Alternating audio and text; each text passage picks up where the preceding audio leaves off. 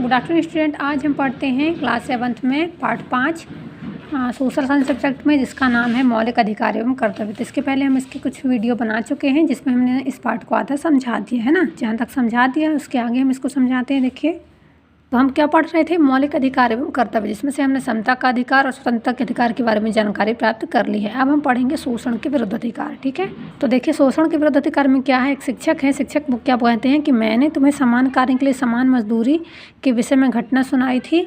ये जो टीचर हैं अपने बच्चों से बता रहे हैं, इसके पहले जो इस पाठ में कहानी बताई गई थी उसके बारे में टीचर बोल रहे हैं कि मैंने तुम्हें समान कार्य के लिए समान मजदूरी के विषय में घटना सुनाई थी। ललिता ने कहा था कि ठेकेदार उसका शोषण नहीं कर सकता। शोषण के विरुद्ध अधिकार बिना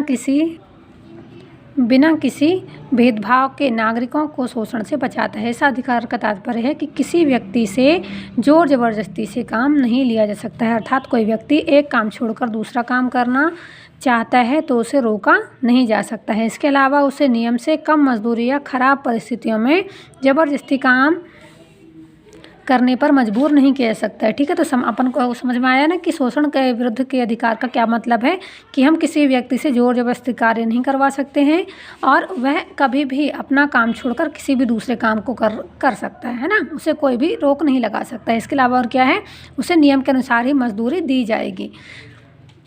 आगे देखिए, बंधुआ मजदूरी से शोषण के विरुद्ध मौलिक अधिकार का हनन होता है, क्योंकि उसे मजबूर होकर एक ही जमींदार या ठेकेदार के पास काम करना पड़ता है। बंधुआ मजदूरी मतलब क्या होता है?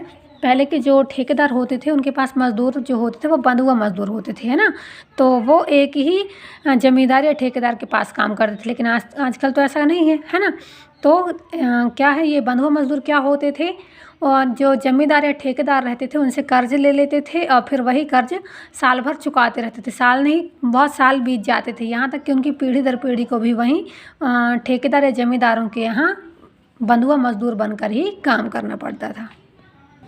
आगे देखिए, 14 वर्ष से कम उम्र के बच्चों से कारखानों, खदानों या ऐसे ही अन्य कोई खतरे वाले कार्य नहीं करवाए जा सकते हैं। इसी तरह बच्चों से गलीचे बनवाना, कांच की चूड़ी उद्योग, माचिस उद्योग में काम कराना आदि भी गलत है। अब फोर्थ क्वेश्चन आता है हमारा, धार्मिक स्वतंत्रता का अधिकार। तो भारत के संविधान में सभी नागरिकों को अपने अपने धर्म का पालन करने तथा उसका प्रचार करने का अधिकार है। ठीक है, हमें और ये कौन सा अधिकार प्राप्त है? धार्मिक स्वतंत्रता। इसमें क्या है कि जो भारत के संविधान में ये जो अधिकार बनाया गया है, इसमें सभी धर्म के लोगों को अपने अपने धर्म का पालन करने और उसका प्रचार करने की पूरी स्वतंत्रता प्राप्त है। किसी भी व्यक्ति को उसके धार्मिक रीति रिवाजों का पालन करने से रोका नहीं जा सकता है। किसी भी व्यक्ति को उसके धार्मिक रीति रिवाजों का पालन करने से नहीं रोका जा सकता है। सभी को अपने अपने तरीक़ों से उपासना करने की भी स्वतंत्रता प्राप्त है। और जो सभी लोग हैं वो किसी भी जाति धर्म के हैं, वे अपने भगवान को या अल्लाह को या मसीह जो होते हैं उनको अपनी तरीके से उनकी पूजा कर सकते हैं या उनकी उपासना कर सकते हैं। अगला पॉइंट देखिए, संस्कृति और शिक्षा का अधिकार। तो भारत में विभिन्न भाषा बोलने वाले लोग रहते हैं, उनकी अपनी अपनी संस्कृति है। हमारा संविधान इन सभी को अपनी संस्कृति भाषा में लिपि को सुरक्षित रखने का अधिकार देता है। भारत में क्या है, विभिन्न भाषा बोलने वाले लोग रहते हैं, उनकी अपनी अपनी क्या है, संस्कृति है। हमारा संविधान क्या है, इन सभी को अपनी संस्कृति, भाषा और लिपि को सुरक्षित रखने के अधिकार देता है। धर्म या भाषा पर आधारित अल्पसंख्यक, ऐसे अल्पसंख्यक क्या होते हैं? ऐसा धर्म मानने वाले या भाषा बोलने वाले जिनकी संख्या कम होती है उनको क्या बोलते हैं? अल्पसंख्यक बोलते हैं। वर्गों को भी अपनी शिक्षण संस्थाएं खोलने का अधिकार है। इस तरह विभिन्न संस्थाओं को सरकारी सहायता बिना किसी भेदभाव के प्राप्त होती है। अगला देखिए, संवैधानिक उपचार का अधिकार। तो भारत का संविधान समस्त नागरिकों को मौलिक अधिकारों की गारंटी देता है। जो भारत का हमारा जो संविधान है वो सभी नागरिकों को मौलिक अधिकारों की गारंटी देता है। अतः संविधान में इसके लिए पर्याप्त एवं प्रभावपूर्ण सुरक्षा दी गई है। इससे सरकार या कोई भी नागरिक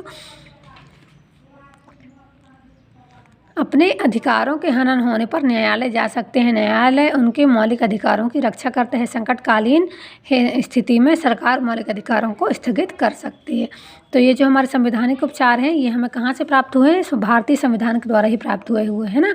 और यदि हमारे अधिकारों का हनन होता है तो कोई भी व्यक्ति न्यायालय जाके अपील कर सकता है और न्यायालय क्या करता है, उस मौलिक अधिकारों की उनकी रक्षा करता है। आगे देखिए, महिलाओं हेतु विशेष प्रावधान। तो महिलाओं के लिए कुछ अलग से विशेष प्रावधान बनाए गए हैं। ये देखिए, निम्नलिखित हैं। इसमें लिखा गया है भारतीय संविधान द्वारा महिलाओं के लिए निम्नलिखित ये प्रावधान है। सबसे पहला, कानून के समक्ष लिंगी समानता, यानी हमें कानून के प्रति क्या ये समानता मिली है कानून के समक्ष कि कोई भी व्यक्ति लड़की या लड़की में भेदभाव नहीं करेगा। दूसरा, महिलाओं के विकास हेतु राज्य सरकारों को सकारात्मक विभेद का प्रावधान है, जैसे राज्य सेवा आयोग में आयु सीमा की छूट, रोजगार के समान अवसर एवं काम के लिए समान वेतन, पंचायत और नगर पालिकाओं में सीटों का आरक्षण। तो महिलाओं के लिए हर जगह क्या है, आरक्षण प्राप्त होता है। कार्य के लिए उपयुक्त और मानवीय वातावरण प्रदान करना और प्रसूति लाभ सुनिश्चित करना। फिर अगला देखो, महिलाओं के सम्मान के विरुद्ध गतिविधियों को रोकना। देखो, महिलाओं के सम्मान के विरुद्ध गतिविधियों को रोकना। फिर अगला पॉइंट है, सार्वजनिक स्वास्थ्य की सुविधाएं बेहतर बनाना और पोषण के स्तर में सुधार लाना। कमजोर वर्ग की महिलाओं के कमजोर वर्ग की महिलाओं के शैक्षणिक व आर्थिक हितों को बढ़ावा देना, है ना। अब देखिए, जिस प्रकार हमारे मौलिक अधिकार थे उसी प्रकार हमारे कुछ मौलिक कर्तव्य भी। तो अधिकारों के साथ साथ हमारे कुछ कर्तव्य भी हैं। हमें अपने कर्तव्य का निर्वाह करने से ही अधिकार सुरक्षित रहते हैं। हमारे कर्तव्य कौन कौन से, तो हम अपने कर्तव्य जानते हैं। प्रत्येक नागरिक द्वारा संविधान, राष्ट्र के आदर्श, संस्थाओं, राष्ट्रीय ध्वज, राष्ट्रीय गान का आदर करना चाहिए, है ना। तो ये तो हम सबको पता है कि हम जिस देश के नागरिक हैं, हमें सभी देश के संविधान, राष्ट्र के आदर्श, संस्थाओं और राष्ट्रीय ध्वज और राष्ट्रीय गान का आदर करना चाहिए, है ना। हम भारत देश के निवासी हैं तो हमें क्या करना चाहिए, अपने भारत देश के संविधान का, हमारे देश के जो राष्ट्र का आदर्श है उसका, हमारे राष्ट्रीय ध्वज का, राष्ट्रीय गान का करना चाहिए, आदर करना चाहिए। फिर अपनी स्वतंत्रता को सुदृढ़ करने के लिए राष्ट्रीय आंदोलनों को प्रेरित करने वाले आदर्शों का पालन करना चाहिए। अगला, भारत की संप्रभुता और अखंडता की रक्षा करना तथा एकता के सूत्र में बांधना भी हमारा कर्तव्य है। अगला देखो, सभी देशवासियों को धर्म, भाषा, जाति एवं वर्ग से ऊपर उठकर राष्ट्रभक्त बनना चाहिए। सभी लोगों को क्या करना चाहिए, अपने धर्म, भाषा और जाति से ऊपर उठकर क्या बनना चाहिए, एक राष्ट्रभक्त बनना चाहिए। भाईचारे एवं एकता की भावना का विकास करना चाहिए और संस्कृति और परंपराओं का महत्व समझना चाहिए तथा उनकी रक्षा भी करना चाहिए। अगला देखो, प्राकृतिक संपदा, जैसे प्राकृतिक संपदा में क्या क्या आते हैं, जल, नदी, तालाब, वन्य प्राणी, है ना, इनके करनी चाहिए, रक्षा करना चाहिए तथा उन्हें संरक्षण प्रदान करना चाहिए।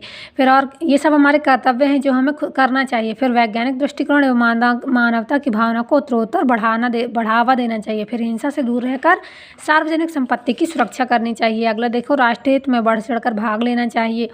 इसके अतिरिक्त भी हमारे कुछ और कर्तव्य हैं, जैसे ईमानदारी को बढ़ावा देना और भ्रष्टाचार को रोकना, कानून का पालन करना, मताधिकार का उचित प्रयोग करना। ये कानून का पालन करना कैसे, कि हमें किसी भी गैर कानूनी काम में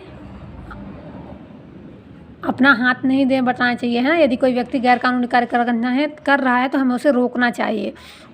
मताधिकार का उचित प्रयोग करना, यानी यदि हम 18 वर्ष के हो चुके हैं तो हमें अपना मतदान जरूर करना चाहिए। सार्वजनिक पदों का जनता के हित में सदुपयोग करना, अपने ग्राम नगर के सार्वजनिक हित के कार्यों में सहयोग प्रदान करना तथा असहाय लोगों की मदद करना, ये सब क्या है, हमारे मूल कर्तव्य हैं। इन सभी को हमें इनका पालन करना चाहिए, तभी हमारे अधिकारों की रक्षा होती है।